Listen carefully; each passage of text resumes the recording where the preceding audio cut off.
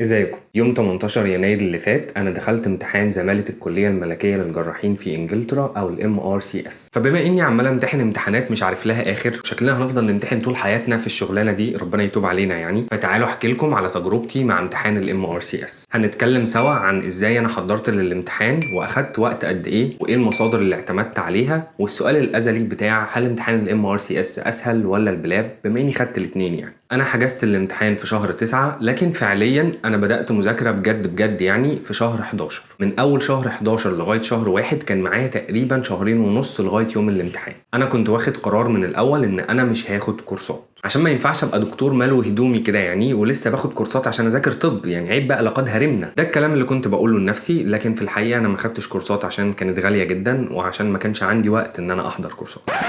فاخدت قرار ان انا هذاكر لوحدي، وحاولت مع نفسي كده ان انا اخد الموضوع بشكل منهجي واذاكر كل شابتر لوحده وبعد كده احل عليه من الكويشن بانك بتاع MRCS. لكن قابلتني مشكلتين الصراحه. الاولى ان انا كنت ببقى في المستشفى معظم الوقت وبرجع من المستشفى تعبان، فما بعرفش افضي وقت كافي ان انا اقعد اذاكر كميه كبيره لما ارجع البيت، وللاسف برضو ما بعرفش افضي وقت كفايه للمذاكره وانا في المستشفى. المشكله الثانيه بقى هي ترتبت على المشكله الاولى، ان انا لقيت ان انا باخد وقت كبير جدا عشان اخلص شابتر واحد بس وابدا احل عليه، ولقيت الوقت عمال بيعدي وانا مش بنجز الكميه الكافيه اللي انا كنت حاطط في دماغي ان انا هخلصها. فاخدت قرار مصيري ان انا مش هذاكر. ايوه، انا لا ذاكرت ولا خدت كورسات ونجحت. مال ازاي بس؟ ما انا هقول لك ازاي. الحل اللي انا لجأت له بالظبط هو اني قلت خلاص انا هحاول كل يوم على قد ما اقدر اني احل اكبر كم من الاسئله على MRCS، حتى لو بحل غلط، بس كنت كل سؤال بحله بقعد اقرا الاكسبلانيشن بتاعه وافهمه كويس قبل ما انقل على السؤال اللي بعده. الطريقه دي كانت بالنسبه لي اسهل بكتير جدا، عشان اولا انا كنت بحل من على الموبايل فمش مضطر ان انا اشيل مذكرات كتير معايا عشان اقعد اذاكر منها. ثانيا وده الاهم بقى، ان انا ما عدتش شايل هم المذاكره او ان افضي وقت من يومي عشان اقعد اذاكر فيه. عشان بكل بساطه انا لو عندي اي وقت فاضي في الشغل مثلا كنت بفتح الموبايل واقعد احل كام سؤال من بنك الاسئله وانا قاعد. كنت بحاول استغل بقى اي وقت فاضي خلال اليوم ان انا افتح الموبايل واقعد احل شويه على MRCS، بدل مثلا ما افتح فيسبوك لا انا هفتح اقعد احل كام سؤال.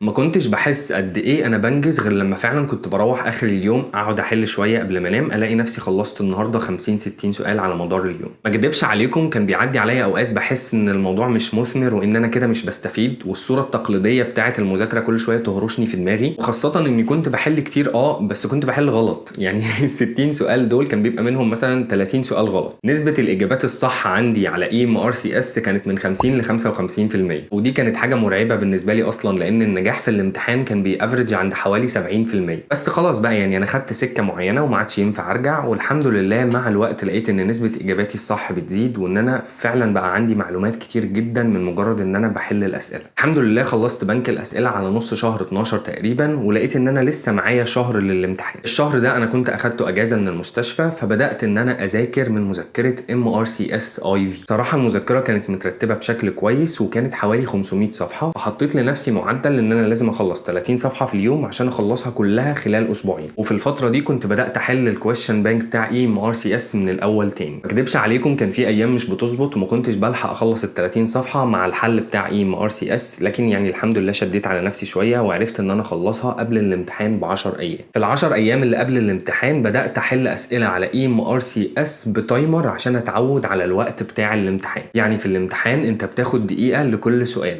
الورقه الاولى بتكون 180 سؤال في 180 دقيقه، والورقه الثانيه بتكون 120 سؤال في 120 دقيقه. فبدات احل بالتايمر، بس كان اخري ان انا احل 60 سؤال في 60 دقيقه عشان كنت بزهق صراحه. وقبل الامتحان بيومين تقريبا كنت خلصت حوالي 70% من اسئله MRCS للمره الثانيه. ما عرفتش اخلصه مرتين رغم ان انا طالع من عيني السبسكريبشن اللي انا جددته عشان احله تاني مره، بس ما لحقتش. اليومين اللي قبل الامتحان بصيت فيهم تقريبا على 4 امتحانات من الريكولز بتاعه MRCS بس كده، وبارك الله فيما رزق ودخلنا الامتحان والحمد لله ربنا كرم وجبت 79%، ودي صراحه نتيجه مرضيه جدا بالنسبه لي. هل MRCS اسهل ولا البلاب اسهل؟ الحقيقه انا حسيت ان انا تعبت شويه في التحضير لامتحان MRCS اكتر من بلاب 1. لو حابين ممكن نعمل مقارنه مفصله ما بين امتحان MRCS والبلاب، فيعني عرفوني في الكومنتس لو انتوا حابين نعمل الفيديو ده. بالتوفيق ان شاء الله، ولو حد عنده اي سؤال يسيبه في الكومنتس طبعا وان شاء الله هرد عليه. اشوفكم الفيديو اللي جاي.